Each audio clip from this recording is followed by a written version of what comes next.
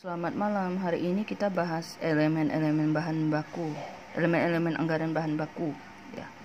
Anggaran bahan baku terdiri dari 4 subanggaran, yaitu anggaran kebutuhan bahan baku, anggaran pembelian bahan baku, anggaran persediaan bahan baku, dan anggaran biaya pemakaian bahan baku. Yang pertama, anggaran kebutuhan bahan baku. Anggaran ini disusun sebagai perencanaan jumlah bahan baku yang dibutuhkan untuk keperluan produksi pada periode mendatang. Anggaran ini harus merinci tentang jenis barang jadi yang dihasilkan, jenis bahan baku yang digunakan, bagian-bagian dilalui dalam proses produksi, standar penggunaan bahan baku, waktu penggunaan bahan baku, dan jumlah masing-masing jenis barang jadi. Yang kedua, anggaran pembelian bahan baku. Anggaran ini disusun sebagai perencanaan jumlah bahan baku yang harus dibeli pada periode mendatang. Anggaran ini harus merinci tentang jenis bahan baku yang digunakan dalam proses produksi, jumlah yang harus dibeli, dan harga persatuan unit bahan baku. Anggaran pembelian bahan baku dapat diformulasikan sebagai berikut, yaitu kebutuhan bahan baku untuk produksi ditambah persediaan akhir bahan baku. Itu adalah jumlah kebutuhan bahan baku. Dikurangi dengan persediaan awal bahan baku. Hasilnya adalah pembelian bahan baku. Adapun faktor-faktor yang perlu dipertimbangkan dalam penyusunan anggaran pembelian bahan baku adalah: pertama, anggaran unit kebutuhan bahan baku. Kedua, biaya pengadaan atau set up cost. Tiga, biaya-biaya penyimpanan dan resiko penyimpanan. Contoh biaya-biaya sewa gudang, resiko penyimpanan misalnya kelamaan disimpan, barang menjadi rusak, dan sebagainya.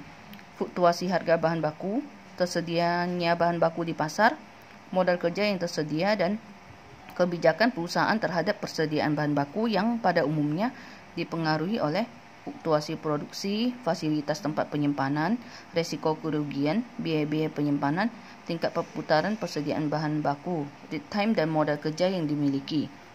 Dalam penyusunan anggaran pembelian bahan baku, hal penting lainnya yang harus diperhatikan adalah jumlah pembelian yang paling ekonomis atau Economic Order Quantity atau EOQ, di mana untuk menghitungnya biasanya dipertimbangkan dua jenis biaya yang bersifat variabel, yaitu biaya pemesanan atau ordering cost yang selalu berubah-ubah sesuai dengan frekuensi pemesanan, biaya penyimpanan atau carrying cost yang berubah-ubah sesuai dengan jumlah bahan baku yang disimpan. Jumlah pembelian yang paling ekonomis atau EOQ dapat diformulasikan sebagai berikut. EOQ sama dengan akar 2 kali R kali S bagi P dikali I. Dalam hal ini R adalah jumlah bahan baku yang akan dibeli dalam suatu jangka waktu tertentu, S itu biaya pemesanan, P adalah harga per unit bahan baku, dan I adalah biaya penyimpanan atau persentase dari persediaan rata-rata.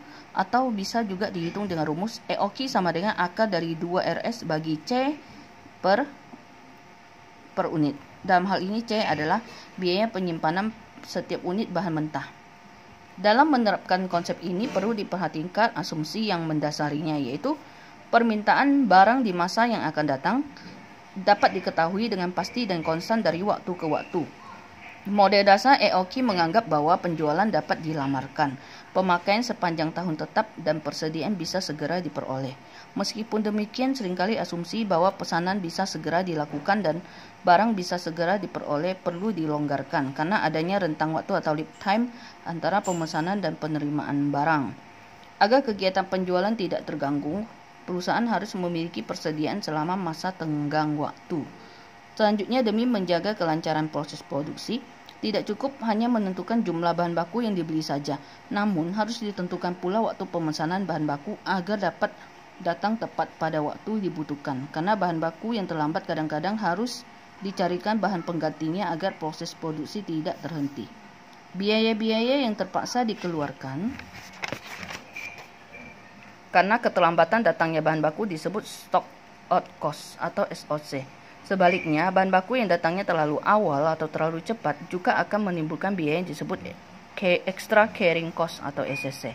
Oleh karena itu, dalam menentukan waktu pemesanan bahan baku, perlu diperhatikan faktor lead time, yaitu jangka waktu sejak dilakukannya pemesanan sampai saat datangnya bahan baku yang dipesan dan siap untuk digunakan dalam proses produksi. Setelah diperhitungkan adanya faktor lead time, dapat ditentukan pula di order point, yaitu saat di mana harus dilakukan pemesanan kembali bahan mentah yang diperlukan.